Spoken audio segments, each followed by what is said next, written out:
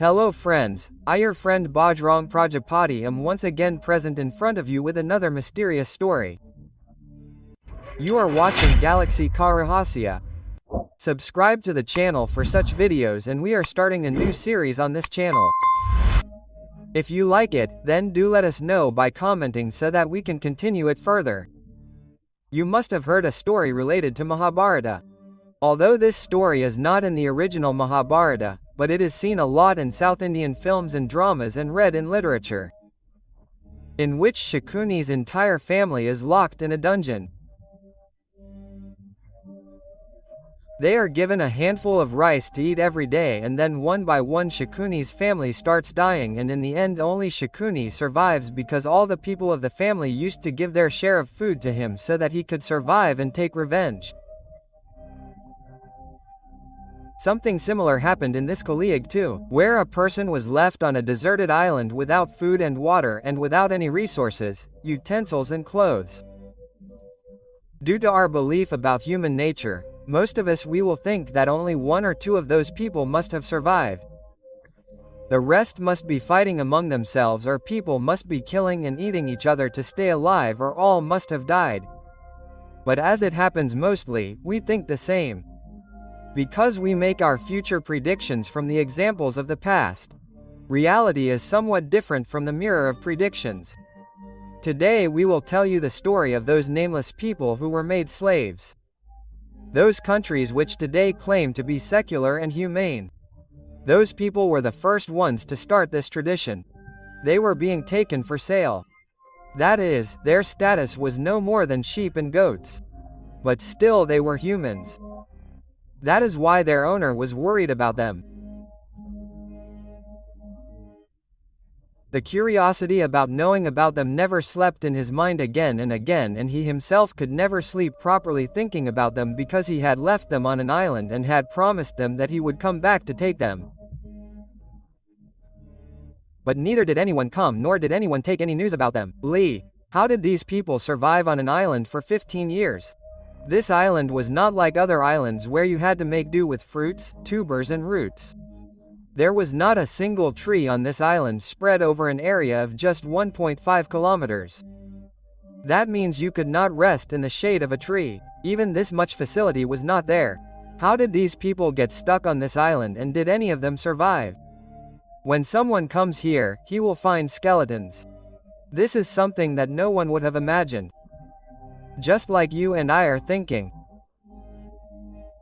A 1.5 kilometer long island, sea all around, no trees, no place to hide head, and 160 people, and imagine the view after 15 years, which is going to be a lie in the end. If you want to know this story in full detail, then stay tuned to the video. The story starts from the year 1776. The year when America became independent, but a group of humans were still slaves in this country. That is, black African people who had to live in slavery for the next several decades. The slave trade was done from Africa.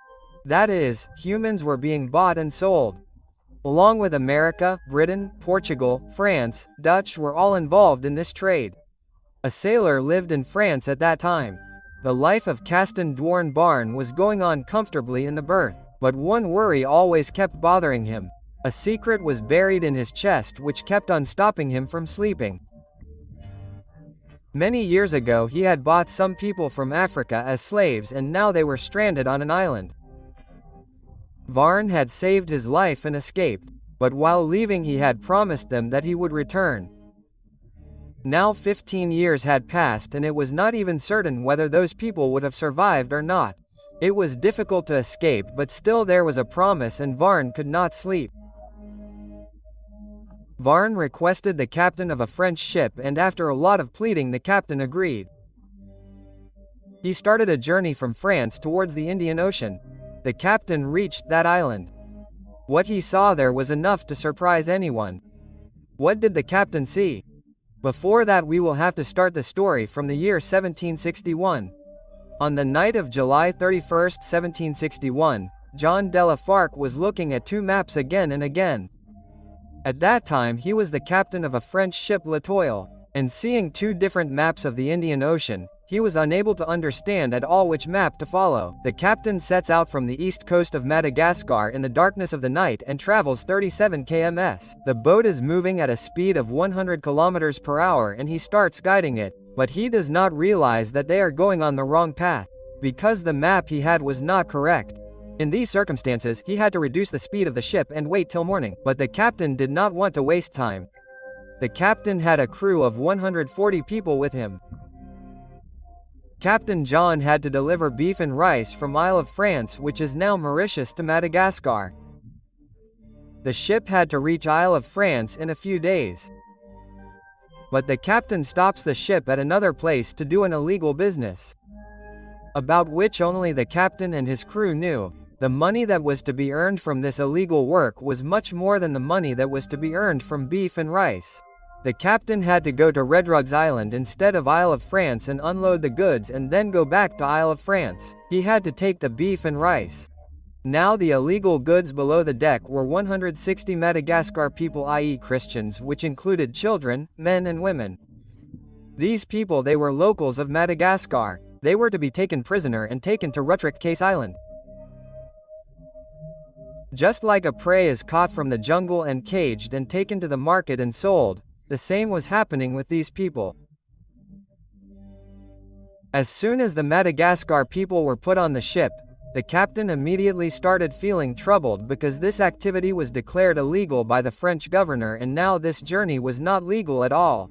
By the time Captain John could understand whether the path was right or wrong, the crew was continuously busy running the ship. If they had shown a little wisdom and waited for daylight, they would have known that a small island was going to come in their way. Just a small rocky part which was so hard that as soon as the ship collided with it, it broke from one place and water started filling in it. In no time, the entire ship started sinking in the water. The captain and all the crew members left the ship and started swimming in the water so that they could go to the island and save their lives. Despite this, 18 crew members drowned in the water. Even bigger than this, it was that 160 workers trapped in the deck of the ship were helping themselves. These people came out of the place where the ship had broken to save their lives. In the morning it was found that 120 crew members and 80 workers were still alive far away. Unfortunately, at this time they were trapped on the Isle of Sand. And their throats became dry after seeing that a piece of sand measuring 1.5 square kilometer on which the highest point was only 23 feet. Standing on it, nothing was visible far away. This place was the dirtiest place in the world and France had discovered this island in 1720. This island was earlier a volcano which remained active for millions of years and later it went down as the water level increased. Now if there was anything on the Isle of Sand, it was only sand and at some places small bushes which were even smaller than 2 feet. The good thing about this island was that some seabirds were seen on it and some turtles too. This island was south of the equator due to which it was very hot here. The temperature here is a little less in the 2 months of July and August. The rest of the year the heat of the sun burns the people to ashes. Due to the size of this island and the lack of any facilities, it was impossible to rest here because there was not even a shade to sit. The biggest problem was drinking water because one cannot drink seawater and there was no source of water on the island. As soon as he reached the island, Captain John started going crazy, the biggest reason for which was the illegal transportation of workers. Now everyone was trying to stay alive. A campaign to collect the goods on the island began and some people started swimming and bringing the goods from the broken ship, due to which a lot of food and essential goods were collected. But there was still a problem that where would the drinking water come from? Especially for so many people. Kuru kept control over everything and considering the Madagascar people inferior, gave them the least food. Due to this, 8 Madagascars died of hunger. After his death, the new captain started paying attention to them and gave them the work of digging a well so that drinking water could be found. Despite this, the Madagascar people were ignored. They were made to work hard and were given very little to eat. Partha Lamb built a small boat from the debris of the broken ship and ordered that the Madagascar people be made to do the most work in it. After this a boat is built which is named the Providence. On September 27th, when the people had been stranded for 2 months, they left the island on their new ship, but the Madagascar people were left there. saying that a boat will be sent to rescue them. After a journey of 4 days, the ship reaches Madagascar. But during this journey a disease spread in which many people died. Captain John was also included. The new commander started responding. Barth Levi requested the governor to send a ship to rescue the Malagasy people. At that time, there was a war going on between France and Britain, due to which it was not possible to send any ship unnecessarily. For a few months after Providence left, the Malagasy lived in the hope that a ship would come, and when this did not happen, they lost hope and started looking for ways to survive on this island. There were no natural resources on this island, so they made arrangements to live by digging pits in the ground. They also started burying the dead in small pits. These people did not have the experience of going to the sea, and neither did they know how to catch fish. Due to hunger, they started eating turtles. But this was not enough, and then gradually they learned to catch fish and seabirds. Arrangements for food and water were made, but still people were dying. Perhaps due to diseases or malnutrition. Many years later, when the Malagasy had a ship to save them, when there was no hope left, they prepared a wooden raft. 18 people boarded it and left the island, in the hope that they would be able to send help, but there was no trace of those 18 people. Time kept passing, and after 3 years most of the Malagasy had lost their lives. Now only 15 people were left alive. Finally, after a year in 1772, the French Minister of Marine Affairs agreed to Bartholomew's words, but still no ship was sent till the next year. In 1775 a ship was sent, but that ship returned due to the reef near the island.